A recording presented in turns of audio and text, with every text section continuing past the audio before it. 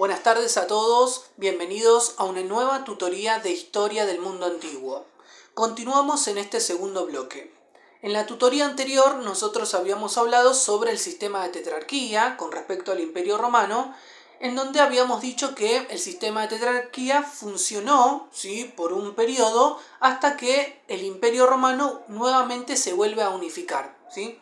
Se vuelve a unificar y para este entonces toma el poder Constantino, ¿sí? Constantino también lleva a cabo una serie de reformas y una de las reformas o idea, mejor dicho, que va a tener Constantino, y esto me parece relevante mencionarlo en esta tutoría. Bueno, primero que nada, acá lo tenemos a Constantino, ¿sí?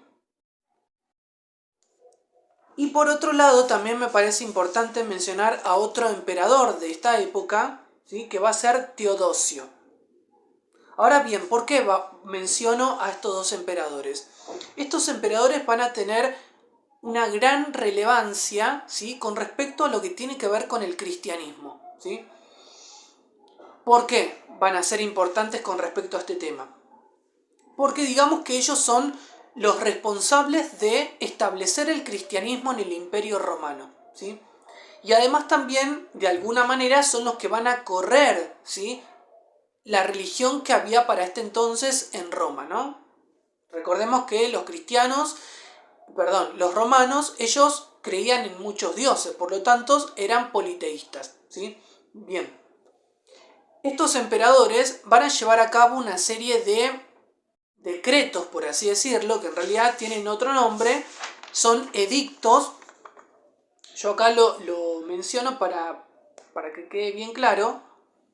Por un lado tenemos el Edicto de Milán, ¿sí? El Edicto de Milán fue promulgado por el emperador Constantino en el año 313 después de Cristo, ¿sí? ¿Qué es lo que va a establecer este edicto, ¿no? Y es uno de los edictos más importantes, ¿no?, con respecto al cristianismo. Lo que planteaba este edicto es que la libertad, o sea, promulgaba la libertad de los cultos en el Imperio Romano. ¿Esto qué significa? Significa que los cristianos, la comunidad cristiana para este entonces, era perseguida por los romanos. ¿Por qué? Porque no creían en sus dioses, porque no adoraban al emperador, ¿no? Por lo tanto, a partir del Edicto de Milán, podemos decir que esto va a dar lugar a que los cristianos puedan practicar libremente su religión, ¿sí?, en el imperio, sin tener el miedo de ser perseguidos o ser reprimidos por los romanos, ¿sí? Por lo tanto, podemos decir que el Edicto de Milán fue muy importante y además también va a permitir a dar un gran paso a la religión cristiana, ¿sí? Después, por otro lado, también otro edicto que se promulgó, que en este caso estos dos edictos fueron promulgados por el emperador Teodosio. En el caso del edicto de Tesalónica, lo que planteaba es que los habitantes del Imperio Romano obligatoriamente tenían que someterse a la fe cristiana, ¿sí? Es decir, que tenían que dejar de lado la creencia de otros dioses, ¿no? Bien, después por otro lado, el último edicto, que tiene que ver con el edicto a muerte del paganismo, es un edicto que establecía la prohibición, o sea, prohibía la entrada a los templos paganos y hacerle homenaje o ceremonias a otros dioses que no sea Cristo, ¿no? Por lo tanto, podemos decir que estos edictos obviamente estaban a favor de la religión cristiana y son los que van a dar son los que van a permitir a que den un gran paso el cristianismo, ¿sí? Bien. Ahora bien, ¿por qué Constantino va a tener esta idea de establecer la religión cristiana, ¿sí? Básicamente tuvo que ver con la intención de que haya tranquilidad en el imperio, ¿sí? ¿Por qué? Porque si bien Roma venía atravesando por guerras civiles, por conflictos políticos, por crisis que ya venían desde el siglo III, por lo tanto, tuvo que ver más que nada con esto, la idea de Constantino en establecer esta religión, ¿no?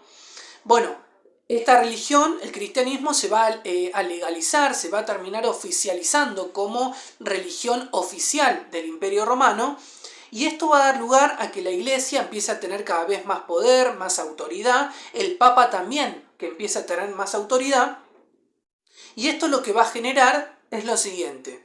Si bien para este entonces el emperador era el único que tenía todo el poder sobre el territorio, pero ahora, ¿sí?, con esta idea de establecer el cristianismo, el Papa también va a tener mucho poder, ¿sí? Por lo tanto, podemos decir que se va a formar como una especie de poder dual, ¿sí? En donde el poder lo van a tener dos personas. Por un lado, el emperador, ¿no? Y por el otro lado, el Papa, ¿sí? O sea, el Papa va a tener el poder religioso. Y esto lo que va a generar es que, obviamente, el Papa va a tener más poder que el emperador. ¿Por qué? Porque el Papa básicamente representaba un dios sobre la tierra, ¿no? Por lo tanto, va a tener más poder, ¿no?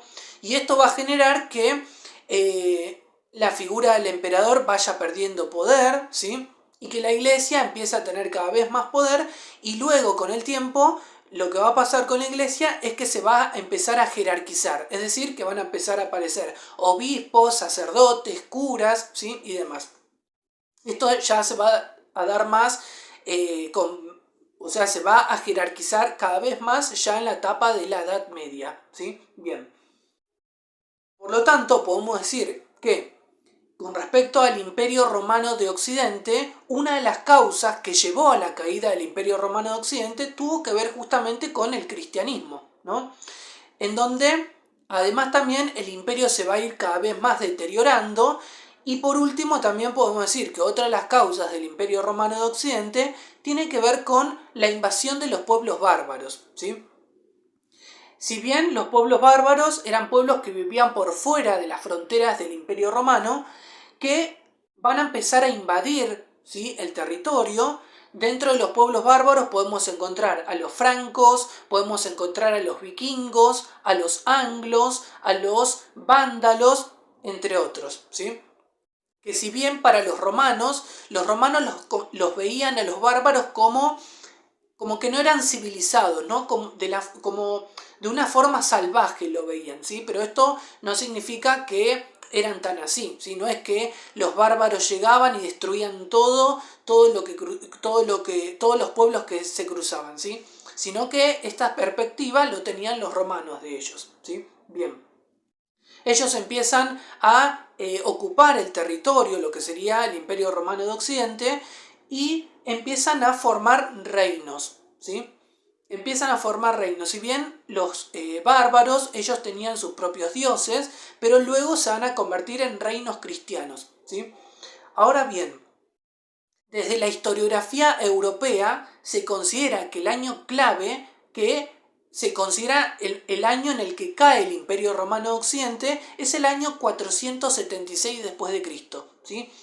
Y en este año se considera que es el año en donde empieza a generarse toda esta invasión de los pueblos bárbaros, ¿no?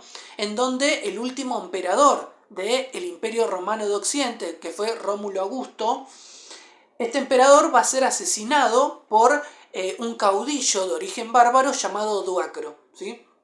Odoacro era básicamente un líder de los pueblos bárbaros, que lo va a asesinar a Rómulo Augusto y se va a proclamar como el rey de Italia, ¿sí? Pero ¿qué pasa? Si bien para este año cae el Imperio Romano de Occidente, pero el Imperio Romano de Oriente continuó, ¿sí? Continuó hasta el año 1453 con la llegada de los turcos, ¿sí? Y todos esos 1000 años aproximadamente que duró el Imperio Romano de Oriente, se va a dar lo que tiene que ver con la Edad Media, ¿sí? Nosotros ya en una de las tutorías anteriores hablamos, ¿sí?, específicamente qué fue lo que ocurre o cómo estuvo atravesada la Edad Media, y que tiene que ver justamente con el Imperio Romano de Oriente, ¿sí? Bueno, podemos decir que estos reinos que se empiezan a formar, ¿no?, por parte de estos pueblos bárbaros que empiezan a ocupar el territorio, ¿sí? Y es importante aclarar que los bárbaros, cuando empiezan a ocupar, ¿no?, a invadir el Imperio Romano de Occidente, no es que un día llegaron y destruyeron todo Occidente y se instalaron, ¿sí?, sino que fue todo de manera progresiva, ¿no? Esto es importante aclararlo. Bien. Entonces, estos reinos van a empezar a gobernar, ¿no? Van a pasar a tener el poder en esta época del Imperio Romano de Oriente, ¿sí? Bien. Y en esta época ya, en lo que sería el Imperio Romano Oriente, va a estar atravesada básicamente por dos instituciones, la monarquía y por el otro un paradigma teológico feudal, ¿no? En donde lo religioso, la fe cristiana va a estar muy presente y de hecho podemos decir que la iglesia en esta época va a estar en su momento de mayor auge, ¿no? En donde todo se basaba a partir de la fe y a partir de Dios, ¿sí? Bien. Bueno, espero que esto tiene que ver justamente con lo que tiene que ver con esta etapa de Roma, ¿no? De la antigua Roma. Bueno, espero que les haya servido el video. Nos vemos en una próxima tutoría.